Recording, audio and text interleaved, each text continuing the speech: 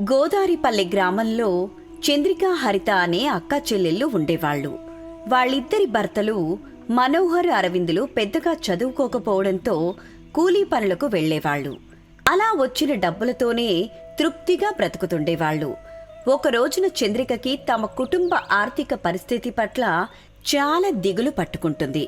ఏం చేయాలో అర్థం కాక బయట అరుగు మీద బాధగా కూర్చుంటుంది. అది హరిత గమనించింది. అక్కా, ఏమైందని అంత దిగులుగా కూర్చున్నావు?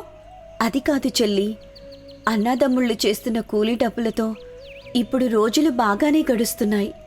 కానీ రేపటి రోజులను తలుచుకుంటేనే భయమేస్తుంది. మనం బ్రతికేది ఎలా అన్నది అర్థం కావడం లేదు. అయ్యో అక్క, ఈరోజు ఎలా బ్రతుకుతున్నామో రేపు అలాగే బ్రతుకుతాం. అయినా రేపు మనకేమైనా అవుతుందని ఎవరైనా స్వామి కాని ఫకీర్ కాని చెప్పారా? ఎవరూ ఏం చెప్పలేదు చెల్లి. నాకు అలా అనిపిస్తుంది. మనవి కొంచెం కూడా పొదుపు లేని కాపురాలు కదా హరిత. అనుకోకుండా ఏదైనా ప్రమాదం జరిగితే మనం బ్రతకడం ఎలా? మన భవిష్యత్ ఏమిటి చెల్లి? చెప్పు. తన అక్క ఎందుకలా మాట్లాడుతుందో హరిత అర్థం చేసుకుంది. నువ్వలా మాట్లాడుతుంటే నాకు భయంగానే ఉందక్కా. ఇప్పుడు మన చేతిలో చిల్లి గవ్వ కూడా లేదు. ఆయన బావగారు చేస్తున్న కష్టం మనం తినడానికి వచ్చిపోయే ఖర్చులకే సరిపోతున్నాయి.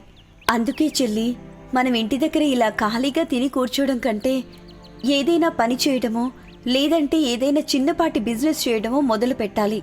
అవునక్క, కాకపోతే పని కాకుండా ఏదైనా చిన్న బిజినెస్ చేస్తేనే బాగుంటుంది. నువ్వు చెప్పేది బాగానే ఉంది చెల్లి. చిన్నపాటి బిజినెస్ అంటే ఏం చేద్దాం? దానికి పెట్టుబడి కావాలి. ఎక్కడి నుంచి తెద్దాం?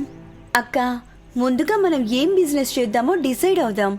ఆ తర్వాత పెట్టుబడి గురించి ఆలోచన చేద్దాం. అలాగే చెల్లి అని అక్కా చెల్లెలు మాట్లాడుకుంటూ ఉండగా పానీపూరి బండి గోవింద్ బండి ముందుకు తోసుకుంటూ వెళ్తూ పానీపూరి పానీపూరి అంటూ అరుస్తుంటాడు. పానీపూరి అంటే హరితకి ఎంతో ఇష్టం. తినాలనిపించింది. ప్రేమగా చంద్రికని చూసింది. చంద్రిక ఆ చూపులని అర్థం చేసుకుంది. వెళ్ళు చెల్లి, 30 రూపాయల పానీపూరి తిను, నేను డబ్బులు తీసుకుని వస్తాను అని చెప్పగానే హరిత చాలా సంతోషపడింది. మా మంచి అక్క అని హరిత పరుగున ఇంట్లో నుంచి ఒక చోట పెట్టిన గోవింద్ పానీపూరి బండి దగ్గరికి వచ్చింది. గోవింద్ పానీపూరి చేయటం మొదలుపెట్టాడు. హరిత సంతోషంగా తింటూ ఉంటుంది. 2-3 పానీపూరీలు తిన్న తర్వాత 4వ పానీపూరి తినబోతూ ఆ నీళ్లను గమనించింది. హరితకి మెరుపులాంటి ఆలోచన వచ్చింది.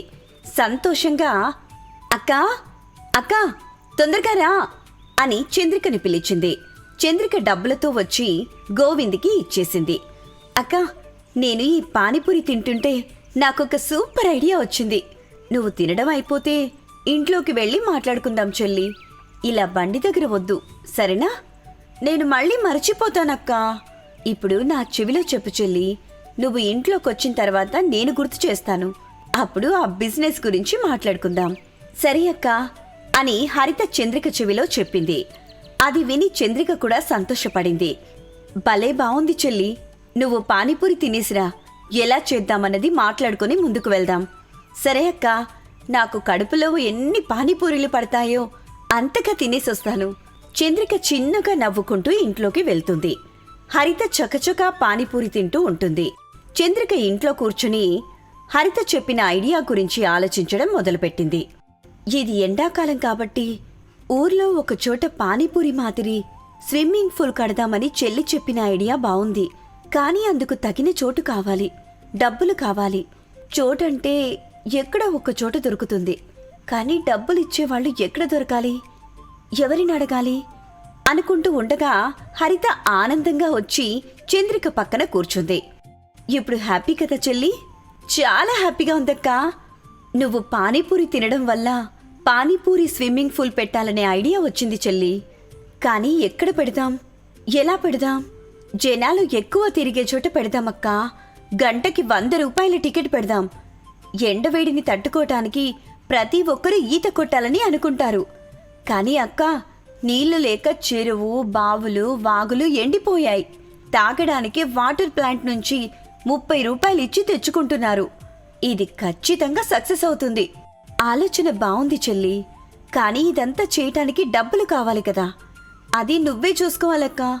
చెల్లి, నువ్వింటి దగ్గరే ఉండు, నేను మళ్ళీ వస్తాను అని చంద్రిక ఇంటి నుంచి వెళ్ళిపోయింది. మనోహర్, అరవింద్ కూలీ పని ముగించుకొని ఇంటి వైపు నడుస్తుంటారు. నేను ఒక నిర్ణయానికి వచ్చాను తమ్ముడు, దానికి నువ్వు ఒప్పుకోవాలి. అదేంటో చెప్పన్నయ్య. చంద్రికని హరితని కూడా పనికి వెళ్ళమని చెప్దాం అనుకుంటున్నాను. మంచి నిర్ణయమే కదా. ఇంటికెళ్ళి వదినకి హరితకి చెప్పేసే. అసలు ఈ విషయం గురించి నేనే నీతో మాట్లాడదాం అనుకున్నా అన్నయ్య అని ఇద్దరూ మాట్లాడుకుంటూ ఇంటికొచ్చారు. అరుగు మీద కూర్చున్నారు. హరిత వాళ్లకు నీళ్ళిచ్చింది. ఇద్దరూ తాగారు. అప్పుడే చంద్రిక అలసిపోయి ఇంటికొచ్చింది. ఎక్కడి నుంచి వస్తున్నావు చంద్రిక? అంతలా అలసిపోయావు? అప్పు కోసం ఊరంతా తిరిగొస్తున్నానండి అని చెప్పగానే మనోహర్, అరవిందులు ఆశ్చర్యంగా ముఖాలు చూసుకున్నారు. ఎవరైనా ఇస్తారని చెప్పారా అక్క? లేదు చెల్లి, అప్పు అనగానే వెళ్ళిపోమ్మని ముఖం మీదే చెప్పారు. ఇప్పుడు అప్పు చేయాల్సిన అవసరం ఏమొచ్చింది చంద్రిక? అరే, మీకు మేము చేద్దామనుకున్న పానీపూరి స్విమ్మింగ్ పూల్ బిజినెస్ గురించి చెప్పలేదు కదా అని చెప్పగానే అరవింద్ కొంచెం ఆశ్చర్యంగా, పానీపూరి స్విమ్మింగ్ పూలా? అదేం బిజినెస్ హరిత? అప్పుడు హరిత వివరంగా అన్నాతమ్ముళ్లకు అర్థమయ్యేలా చెప్పింది. ఇద్దరూ సంతోషపడ్డారు. మనోహర్ ఏం మాట్లాడకుండా ఇంట్లోకి వెళ్ళాడు.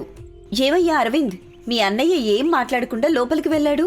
మేమీ బిజినెస్ చేయడం ఇష్టం లేదా ఏంటి? నాకు మాత్రమేం తెలుసు వదినా, చూద్దాం అని అరవింద్ అంటుండగా మనోహర్ వచ్చాడు.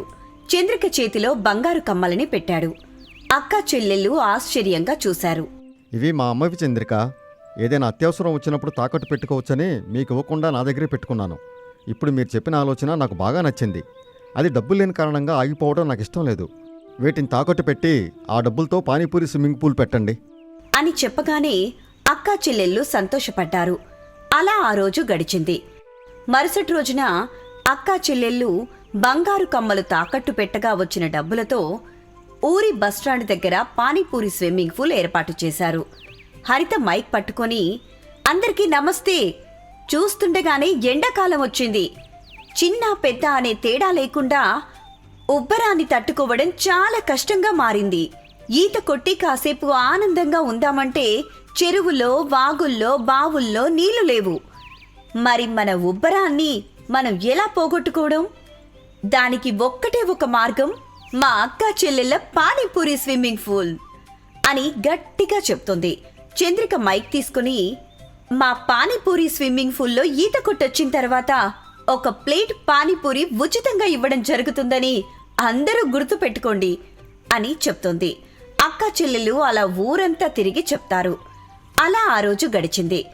మరుసటి రోజున చంద్రిక కొబ్బరికాయ కొట్టి ప్రారంభించింది. టికెట్ కౌంటర్ వద్ద మనోహర్ కూర్చున్నాడు. ఒకరి తర్వాత ఒకరు చిన్న పెద్ద అనే తేడా లేకుండా అలా ఊరంతా వస్తూ ఉంటుంది. ఆ రోజు గడిచిపోయింది. ఆ రోజు వచ్చిన డబ్బులను తీసుకుని ఇంటికొచ్చారు. అక్కా చెల్లెళ్ళు డబ్బులు లెక్క పెడుతూ ఉంటారు. అన్నాతమ్ముళ్ళు మౌనంగా కూర్చుంటారు. అందరూ వినండి, ఇప్పుడు మనకొచ్చిన దాన్నుంచి నీళ్ల ఖర్చు, మెయింటైన్ ఖర్చు తీసేయగా మిగిలిన డబ్బు 15,000. ఇది మనకు ఈ ఒక్కరోజు వచ్చిన లాభం అన్నమాట అని చెప్పగానే అందరూ సంతోషపడతారు. అలా అందరూ కలిసి ఎండాకాలం పోయేంత వరకు పానీపూరి స్విమ్మింగ్ పూల్ను నడిపించుకుంటూ ఆనందంగా జీవిస్తుంటారు.